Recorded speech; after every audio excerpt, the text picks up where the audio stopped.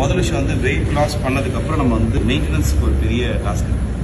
So இந்த maintenance வந்து நம்ம அதுக்கப்புறமா டயட்லாம் இருக்க மாட்டோம். இதுக்கப்புறம் பாடி வெயிட் எப்படி போடும், எப்போ போனால் ஃபர்ஸ்ட் பாடி ப்ளோட் ஆகும். இன்னைக்கு ப்ளோட் ஆகும், நாளைக்கு வெயிட் போடும். ஸோ சப்போஸ் இந்த ப்ளோட் அப்பவே நம்ம என்ன புரிஞ்சுக்கணும், ப்ளோட் அப்பவே நம்ம பண்ண வேண்டியது என்ன, ஃபிட்னஸ் பண்ணி அதை டைல்யூட் பண்ணிடும். சப்போஸ் ஃபிட்னஸ் பண்ணாமல் நம்ம டைல்யூட் பண்ணாமல் விட்டுட்டோம்னா நாளைக்கு அது வெயிட்டாக கன்வெர்ட் ஆகிடும். ப்ளோட் எப்போ ஆகும், லேட்டாக சாப்பிட்டா ஆகும், லேட்டாக தூங்கினா ஆகும்.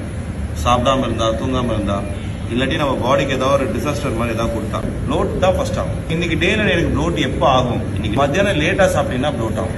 வெயிட் எப்போ போடணும்னா நைட் லேட்டா சாப்பிட்டா வெயிட் போடும். மத்தியானம் எப்போ நான் சாப்பிட்டா எனக்கு ப்ளோட் ஆகாது அப்படின்னு பார்த்தா மத்தியானம் 12 மணிக்குள்ள சாப்பிட்டீங்கன்னா ஒரு ப்ளோட்டே ஆகாது.